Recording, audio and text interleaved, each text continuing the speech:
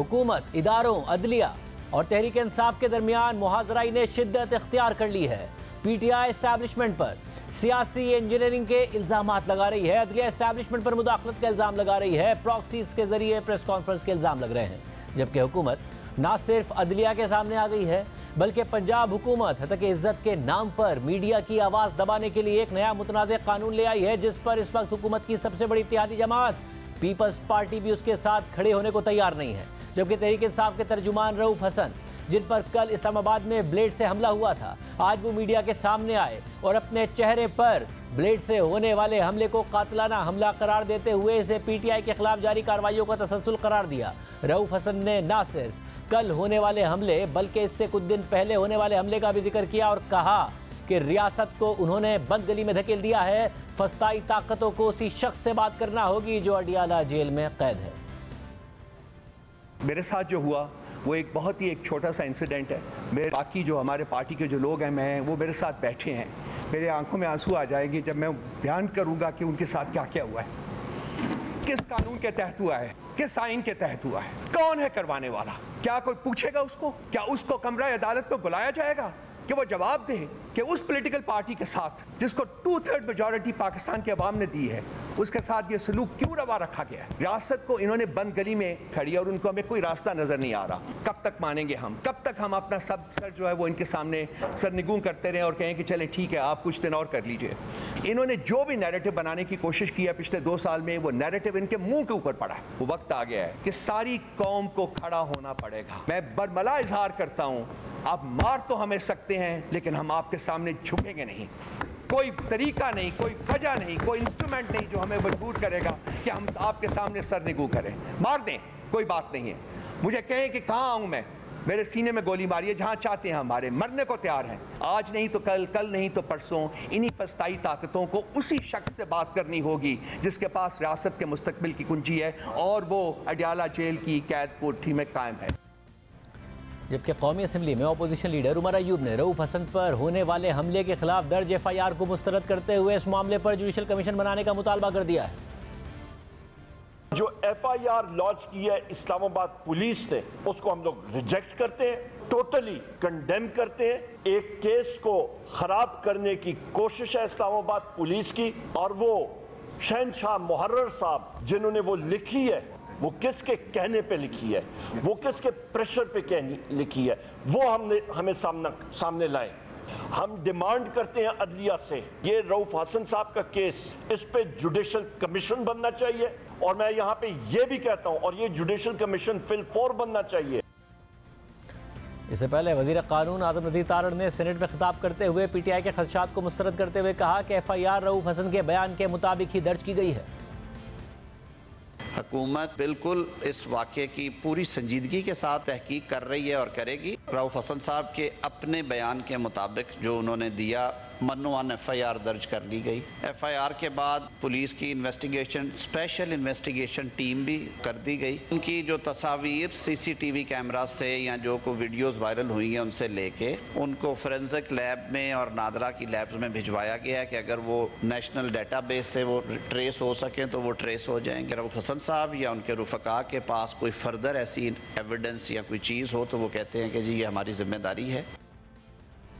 जबकि इस्लामाबाद पुलिस ने भी रऊफ हसन के FIR पर एतराज़ात मुस्तरद करते हुए कहा है कि रऊफ हसन की जानिब से तहरीरी दरख्वास्त देने पर ही FIR का मतन बनाया गया है, जिस पर उनके दस्तखत और अंगूठे के निशान भी हैं। रऊफ हसन वाज़ेह करें कि उनकी तहरीरी दरख्वास्त और FIR के मतन में क्या फ़र्क है। FIR में रऊफ हसन की तहरीरी दरख्वास्त के मतन के मुताबिक ही दफ़ात शामिल की गई हैं। FIR में इक़दाम कत्ल, जान से मारने की धमकी और ज़ख्मी करने की दफ़ात शामिल की गई हैं। रऊफ हसन ने जब दरख्वास्त दी तो उस वक्त उनकी कानूनी टीम के अराकीन भी मौजूद थे। कल रऊफ हसन पर हमले की वीडियो में हमला आवर ख्वाजा सराओं के रूप में नजर आए, मगर रऊफ हसन पर हमला किसने किया, ये मामला अब एक मुअम्मा बन गया है, क्योंकि ख्वाजा सरा कम्युनिटी की तर्जुमान नायाब अली ने जियो न्यूज़ को बताया कि हमने रऊफ हसन पर हमले की वीडियो देखी है, हमला आवर ख्वाजा सरा नहीं लगते, ये हमारी कम्युनिटी को बदनाम करने की साजिश है। वीडियो में नजर आने वाले अफराद की बॉडी लैंग्वेज ख्वाजा सराओं जैसी नहीं है। दूसरी तरफ रऊफ हसन पर हमले के बाद कई माह से रूपोश पीटीआई के रहनुमा हम्माद अजहर आज मंजर-ए-आम पर आ गए हैं। हम्माद अजहर आज पीटीआई के मरकजी सेक्रेटेरिएट पहुंचे और कहा कि रऊफ हसन पर हमले के बाद इमरान खान का पैगाम मौसूल हुआ कि अब आपके बाहर आकर क़यादत करने का वक्त आ गया है। मैं यहाँ से पेशावर जाकर अबूरी ज़मानतें लूँगा। मुराद सईद समेत अब तमाम रूपोश रहनुमा बाहर आएंगे। मैं रऊफ हसन साहब से मिलने आया हूँ आज, क्योंकि ज़ाहिर है अगर इस मौके पे भी मैं ना हूँ, उसके बाद मैं पेशावर जाके अपनी इंटरिम बेल्स लूँगा, वक्त लूँगा, पंजाब की कोर्ट्स में पेश होऊंगा और आगे अल्लाह मालिक। सब बाहर निकलेंगे। हम्माद अजहर के बयान और पीटीआई रहनुमाओं की प्रेस कॉन्फ्रेंस के बाद अक़वाम मुत्तहिदा के वफ़द ने भी पीटीआई के मरकजी सेक्रेटेरिएट का दौरा किया और पीटीआई की मरकजी क़यादत से मुलाकात की। ताहम हम्माद अजहर के मंजर-ए-आम पर आने के बाद पुलिस भी उनकी गिरफ्तारी के लिए हरकत में आ गई।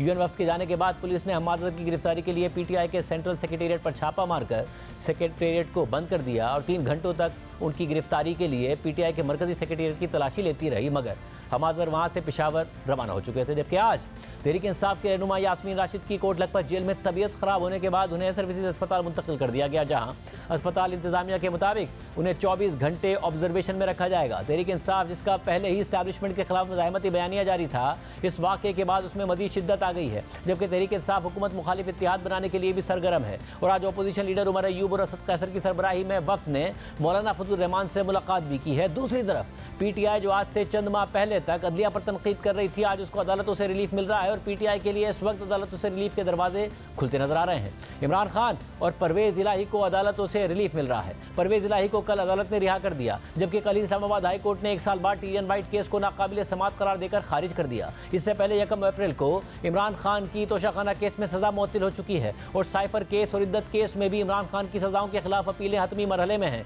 और इन अपीलों पर जल्द फैसले मुतवक्के हैं। इससे पहले गुज़िश्ता हफ्ते 15 मई को Islamabad high court 190 million pound case में इमरान खान को जमानत दे चुकी है, जबकि अब यह केस ट्रायल कोर्ट में ज़ेर समात है और अब अहम मरहले में दाखिल हो गया है।